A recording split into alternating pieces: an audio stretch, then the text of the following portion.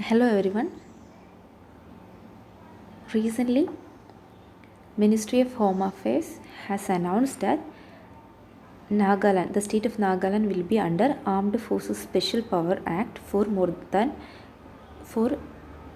6 more months. Okay, so that was there in the news. So let us discuss about this Armed Forces Special Power Act of 1958 and the recent news. Okay, so first let us see what is this AFSPA or ASPA is about.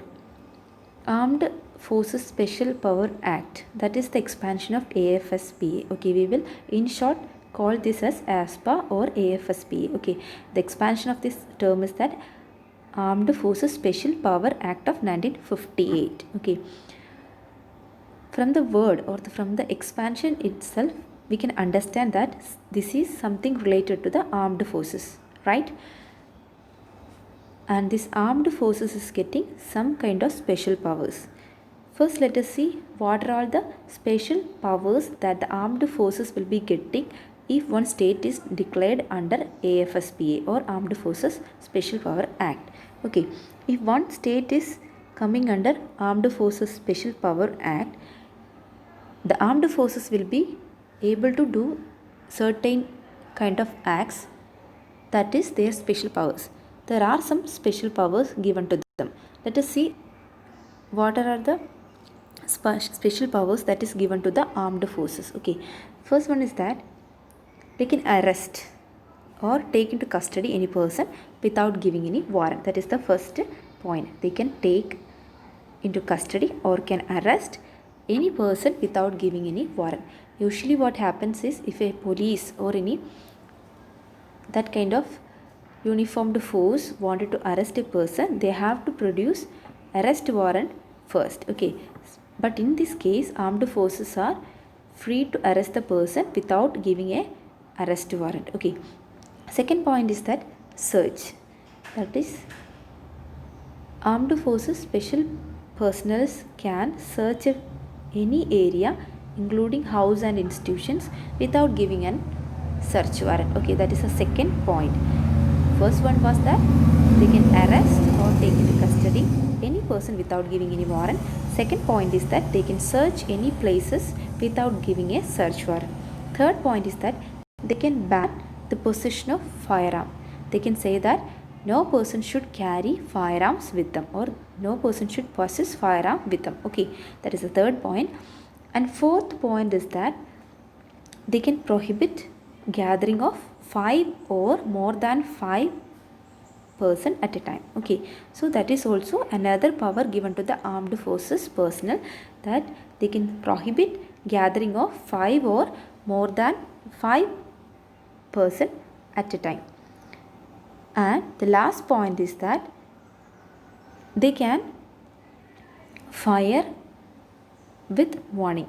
Okay, if they are coming in contact or they are coming across a person whom the armed forces personnel are thinking that he is a person who is already made some contraventions with the law, or they are thinking that this person is making some kind of act which is against the law, they can fire against that person after giving enough warning. Okay, warning should be given, after that they can fire. The armed forces personnel can fire against a person if they are thinking that that particular person has done something wrong with the law. Okay, then they can do fire at that person after giving warning. Okay, this is an important point. Okay, so these are all the powers that is given to this armed forces personnel through this act. Okay,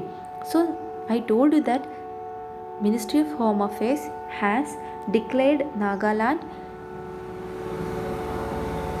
which will be under Armed Forces Special Power Act 1958 for 6 more months. Okay, so for 6 more months also the Nagaland will be under this act, and the armed forces personnel will be having all these powers in the Nagaland. Okay, so let us see who can declare an area or state as disturbed area or under the act of armed forces special power. Okay, so there are three sections, that is, one is central government, another one is governor, and third one is administrator of the union territory. Okay, central government, of course, they can declare that an area is disturbed, which can be either an entire state or a part of the state. Okay, in both these cases, central government can declare a state or part of the state as disturbed area. Okay, once it is declared as disturbed area, this will be coming under Armed Forces Special Power Act of 1958. Okay, and another one is that governor. Thus, if in a state the particular governor of that particular state is declaring that state as a disturbed area, then also it will be coming under Armed Forces Special Power Act. Then another one is administrator in case of union territory. Okay, in all these cases, the state or union territory either completely or partially can be declared as disturbed area. Okay, if once it is declared as disturbed area, it will be extending for about 3 months. Okay, so next is that in which all cases an area will be declared as disturbed area. Okay,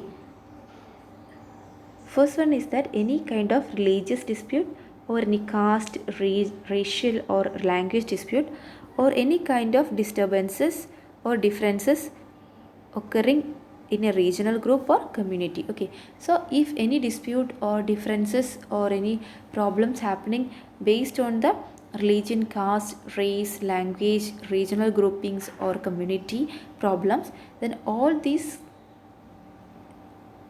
incidences or all these problems, an area completely or partially can be declared as a disturbed area. Okay, so in Nagaland, they have declared Nagaland as a disturbed area because there was a lot of problems happening in Nagaland because of the NSCN-IM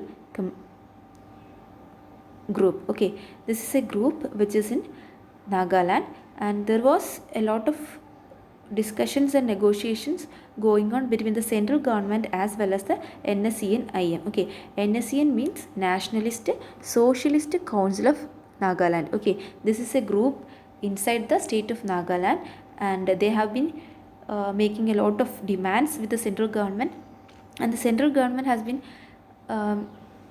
in negotiation with this NSCN-IM for a longer time. Okay, but even then there is a lot of problems like killings and looting has been going on within the state of Nagaland. Okay, that is why central government, that is Ministry of Home Affairs, has again declared this Nagaland as a disturbed area. Okay, even though they have made a lot of agreement on some areas, there is still some kind of negotiations going on. Okay, and there is some killing as well as looting going on in the state of Nagaland. Actually, this area is still disturbed. Okay, so because of that, this area is again under Armed Forces Special Power Act. Okay, this they are mainly doing for maintaining the public order. Okay, so Armed Forces Special Power Act is implemented in an area or in a state or part of the state